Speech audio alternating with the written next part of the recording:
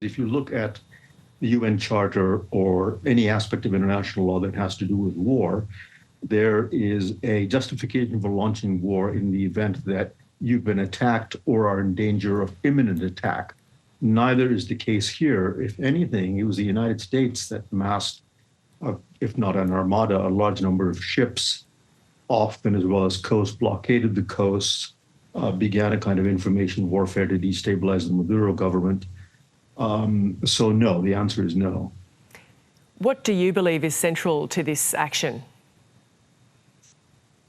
Well, I think there are many things going on. I think for those of us, who might find this hard to believe, I think the idea of having control over Venezuela's oil reserves, it has the largest amount of proven reserves in the world.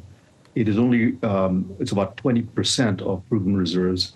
It produces only about barely 1% of world output, but that can be scaled up if the sort of outdated infrastructure is updated. And what Trump has said is, well, we're going to run Venezuela for a while. I have no idea what that means, but then our multinational corporations will come back into Venezuela. The oil will gush. Venezuelans will make money. We'll make money. It won't cost us anything to run Venezuela. So that's the plan. As bizarre as it sounds, that seems to be the case. What do you make of the fact that the interim president is the vice president who served under Maduro? Well, there is a president in place. And one of the things she's said is that we want, first of all, proof of Maduro's well-being. So there is a Venezuelan state in place. It is not that the state has crumbled. Now, mind you, the state hasn't served the people well economically or politically. That's not the issue here. Because if that were the grounds for attacking a country, many countries could be attacked because of many countries that don't do well by their people. So there is a government in place. Now, there is an opposition leader, Maria Machado, the winner of the Nobel Prize, who many people thought would be the person who would be catapulted in to take Maduro's place. But Trump recently said that, well, she doesn't have the legitimacy, despite the fact that she dedicated part of her Nobel Prize to Trump. So we're all up in the air now about what exactly is going to happen because there's a Venezuelan state in place. It will not cede authority to any external power. But one external power, namely Donald Trump's government, wants to now run Venezuela. It has no machinery for doing so. It has no plan for doing so. So we'll have to wait and see how this plays out. And that question of legitimacy, I mean, that speaks to the opinions of Venezuelans. What of those opinions and actions, how will they factor in here in moving forward? Gemma, it's a very good question. It's hard to tell. I mean, I think it's a polarized society because of the record of the Maduro government. There is a lot of opposition to it.